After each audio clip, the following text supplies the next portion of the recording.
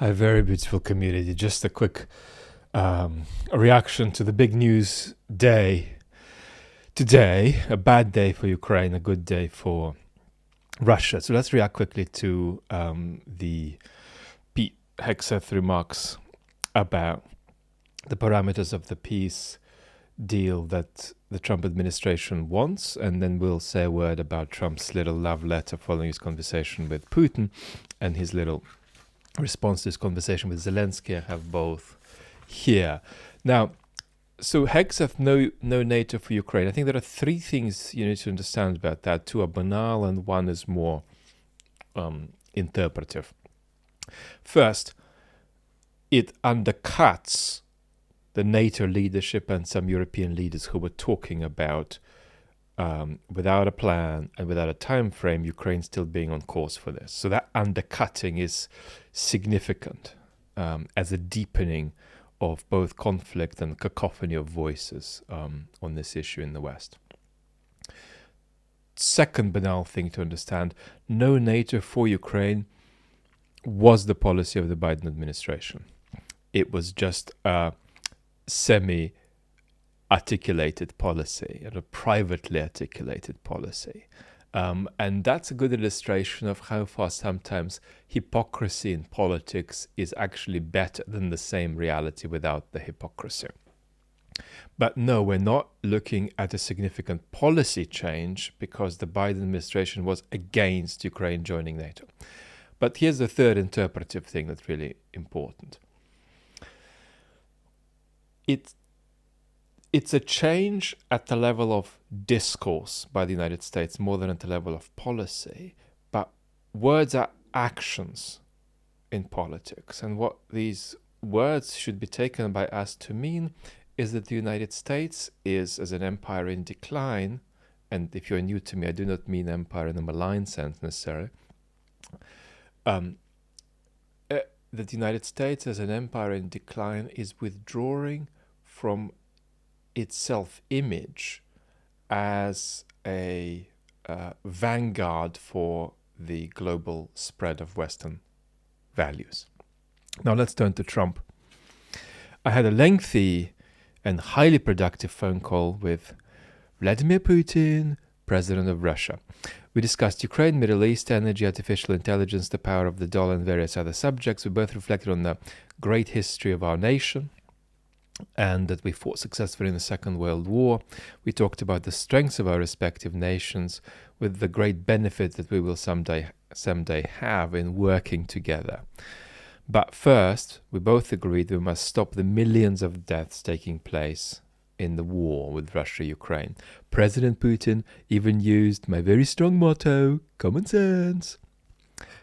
And we both believe in that very strongly. We agreed to work together very closely, including visiting each other's nations. So Trump going to Moscow maybe for 9th of May parade with Xi, and Trump inviting Putin to the United States. That's already a little bit of a win for Putin to get that without concessions, because it's an expression of the pattern that I've been really talking about for a couple of years on the channels, and that's that the default drift that we've been on is the reintegration of the Putin regime with the West. Not a full-scale one, but an incremental drift in that direction. So, of course, that doesn't mean the Trump administration will want to, take away all the sanctions. That's not true. So don't think they're coming in with no sticks at all. And that's enough from the Trump statement. And he says about Zelensky something much less floral. Conversation went very well. So he called Putin, talked with Putin, then wrote it up on social media, and then only after that called Zelensky, and then after calling Zelensky, this is what he said. Conversation went very well. He, like President Putin, wants peace. We discussed a variety of topics having to do with the war, but mostly the meeting that is being set up on Friday in Munich. God bless the people of Russia and Ukraine. So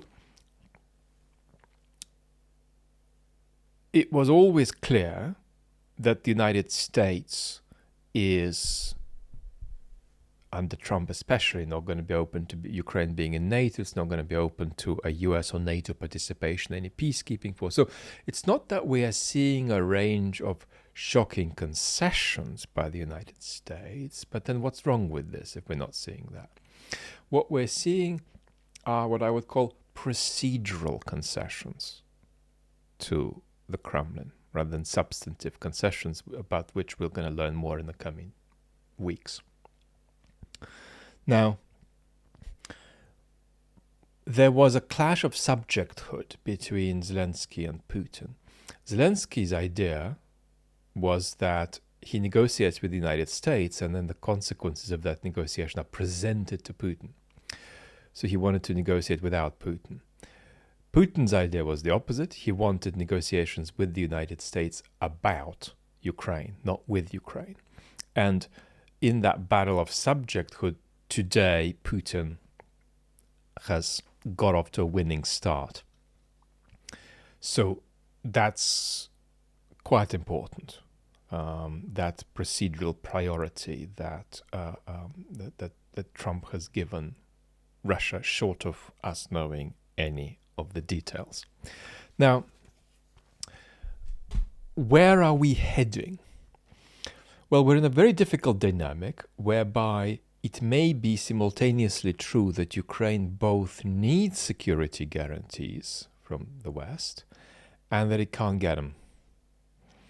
So Ukraine's current aspiration should be to leverage security guarantees from the West in some form.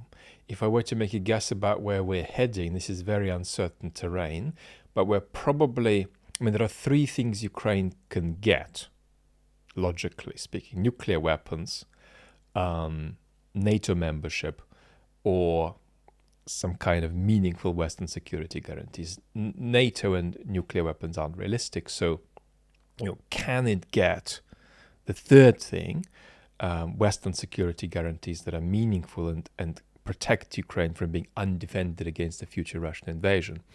And I think we're trending, although it's close, probably away from that for now.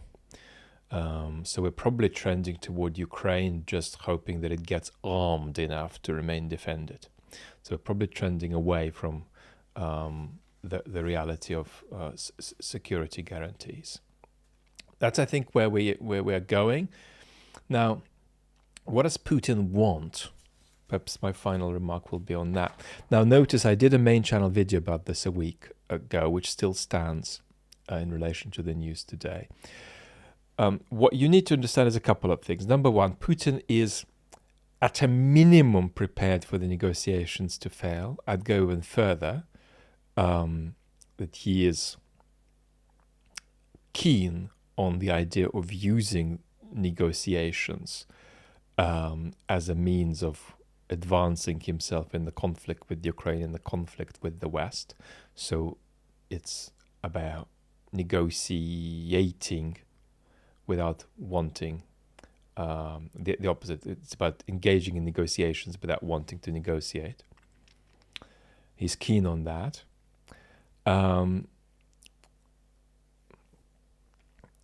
But even though he's keen on that, and even though he is absolutely ready for the negotiations to fail as well, he is potentially open to a deal. And this is the second thing I think you need to understand. So he's open to negotiations failing, and he's open to exploiting negotiations to win the war. One. Two, he is open to a deal as long as he makes the judgment that it's more toxic for Ukraine than it is for Russia on balance, and that the deal gets him closer rather than further away from political control over Ukraine. So ungovernability in Ukraine is the aspiration. If he gets a deal, which he might well get from Trump, that makes him feel that it brings him closer to a prospect of Ukraine being ungovernable, he'd be tempted to go for that. And if he isn't, he wouldn't. One of his biggest concerns and fears At least that's how I put it in that main channel video. But in reality, it's a sort of just it's something that has triggered enormous mental concentration on his part. Is the concern about getting this wrong. Putin is anyway enormously in his head. As much as he's flattered by Trump and as much as he's out flattering Trump, he still thinks fundamentally he won't be negotiating with Trump, he'll be negotiating with history and with himself. There's a high degree of self-absorption and self-aggrandizement. They're almost teetering on the edge of madness, but that madness has no place in the instrumental thoughts he has about how to get to outcomes he wants. About that, he's perfectly rational. So Putin is worried that he might fool himself there into something, that he might fool himself into a deal that's actually a lot less toxic than he thinks for Ukraine and a lot more toxic than he thinks it is for Russia.